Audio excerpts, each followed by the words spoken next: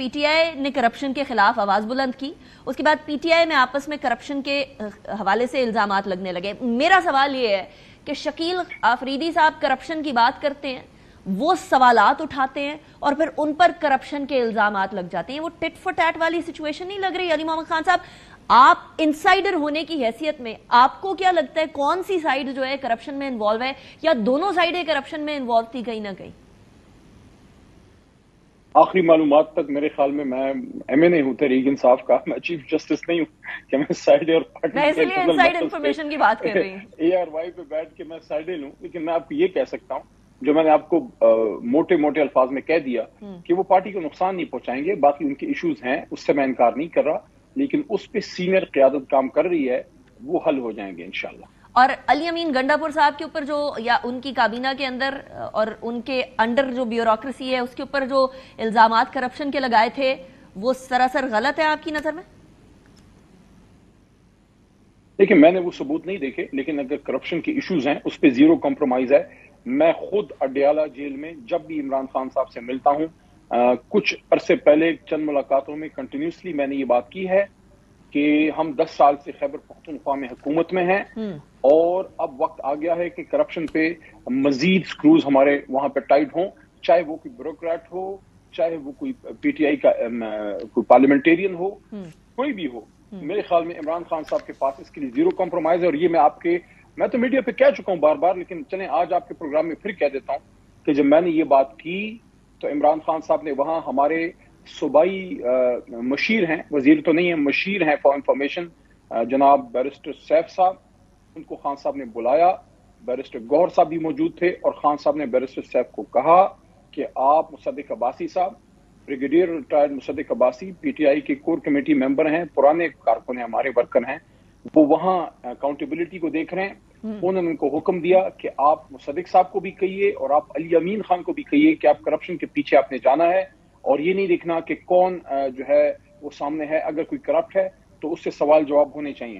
اب کچھ چیزیں ایسی ہیں جو ظاہر عدالت میں وہ سامنے آتی ہیں، تو میں صرف براڈ اسپیکٹرم میں آپ کو یہ کہنا چاہتا ہوں کہ عمران خان صاحب کی حد تک، ہماری حد تک جو لیڈرشپ ہے تحریک انصاف کی، کرپشن پہ زیرو کمپرومائز ہے.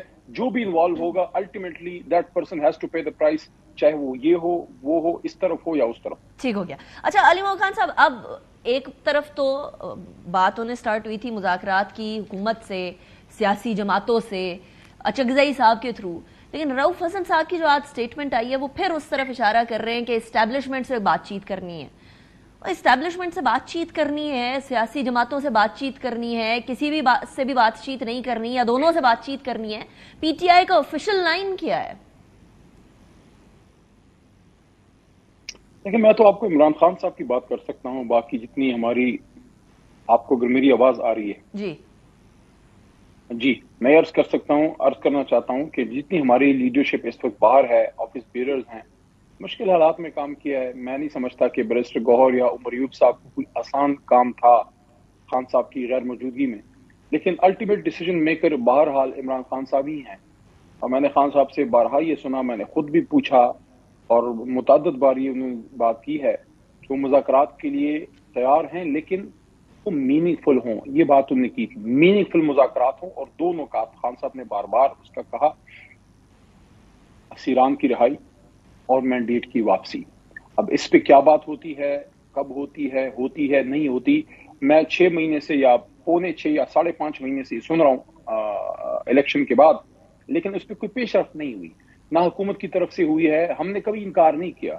جہاں تک آج رؤف بھائی کی بات آپ نے کی ہے، محترم رؤف حسن صاحب کی، تو ان کی بات کسی حد تک، بلکہ بہت بڑی حد تک درست ہے کہ ہم انگیجمنٹ کی انہوں نے بات کی ہے. انہوں نے باقاعدہ لفظ مذاکرات یوز نہیں کیا. انگیجمنٹ تو ہونی چاہیے اسٹیبلشمنٹ سے ہر چیز میں جو ان کا رول ہے. کیا اس سے کوئی انکار ہے کہ یہ جو ہوا ہے الیکشن، جو ابھی یہ ہوا ہے، اس وقت تو یہ موجودہ حکومت اقتدار میں نہیں تھی، تو وہ جو لوگ کر رہے تھے، جو کیئر ٹیکر سیٹ اپ تھی، وہ کس کے کہنے پہ کرے؟ کیا نواز شریف صاحب کے کہنے پہ ہو رہا تھا سارا؟ زرداری صاحب کے کہنے پہ ہو رہا تھا سارا؟ تو اسٹیبلشمنٹ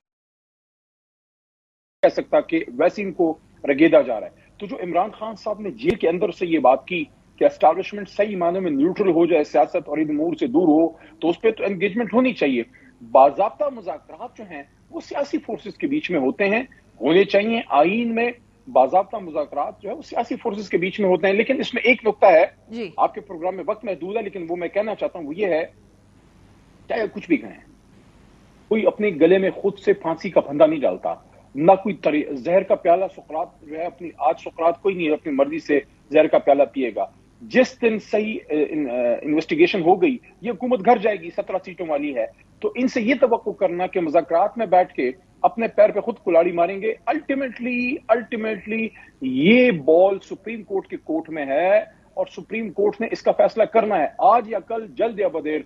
जुडिशल कमीशन ही इसका हल है मैंडेट वाले मामले का। हाँ, असीरान वाले मामले में हुकूमत के हाथ में कुछ ना कुछ इख्तियार बाहर आला है। राइट, लेकिन